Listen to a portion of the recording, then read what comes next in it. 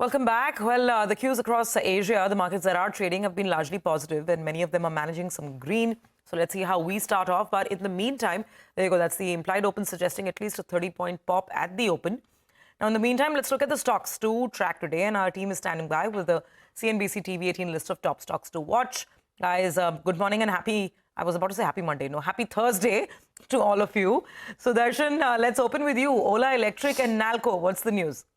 So Ola Electric's total store count now has increased to 4,000, with company adding more than 3,200 new stores. So good part about new stores is these new stores are coming with the service centers, as well as because company has been facing issues related to service. Some of the other launches include Move operating system 5 beta version, and features for this include group navigation and live location sharing. Also, company has launched limited edition of Ola S1 Pro Sona, and as per company, this limited edition of Ola S1 Pro Sona has been launched with real 24-karat gold-plated elements. So these are some of the launches that Ola Electric has done on 25th of December. For Nalco, company has signed lease deed for Utkal D and Utkal E blocks, and validity of this lease will be up to 2051.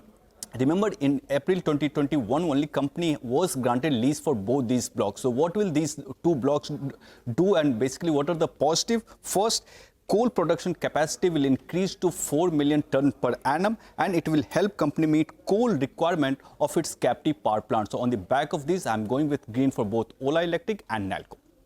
Point taken, Sudarshan.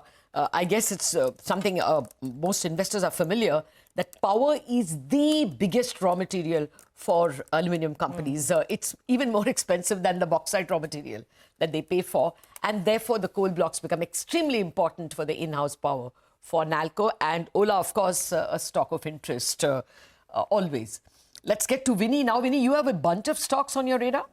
Absolutely. So first, let me start with one of the pharma companies, Gland Pharma. Negative news flow coming in here because its arm, Cenexi, has gotten 10 observations from the French agency, that is ANSM.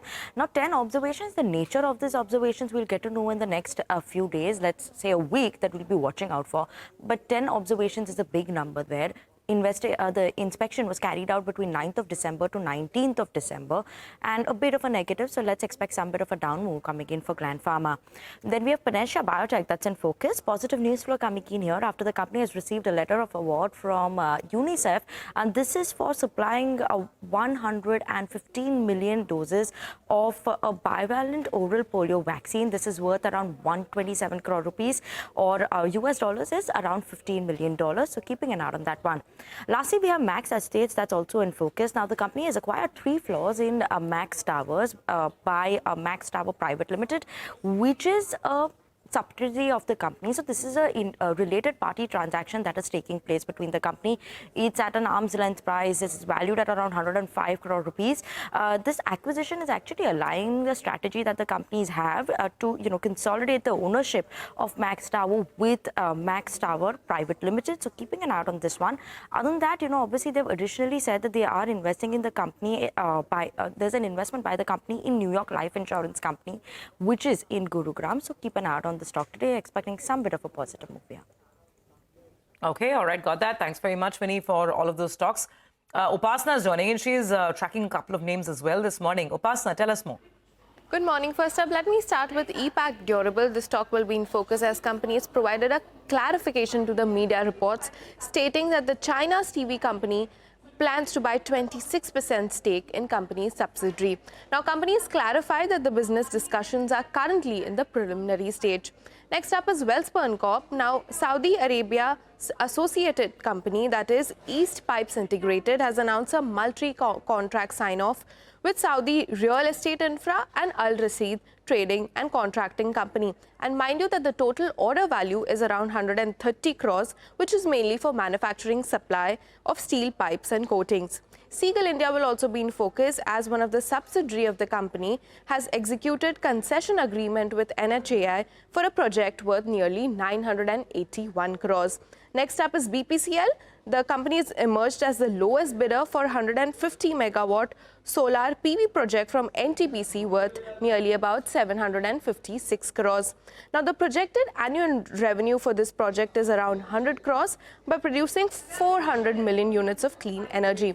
And lastly, even Ramke Infra will be in focus as the company has received LOA worth rupees 215 crore from Hyderabad Metropolitan Supply and Sewage Board, which is mainly an operation and maintenance contract for a period of 5 years. So all in all these stocks will be in focus today on back of these news flows. Oh, thanks a lot for that neat summary, Upasana. Let's quickly tell you what the stocks will be that will be in news. Just a summary. The stocks with positive news flow: Ola Electric, Nalco, Panacea Biotech, Max Estates, EPAC Durable, Welspun Corp, Seagull India, BPCL and Ramke Infra, while Gland Pharma is the only stock on our radar that is likely to open in the red.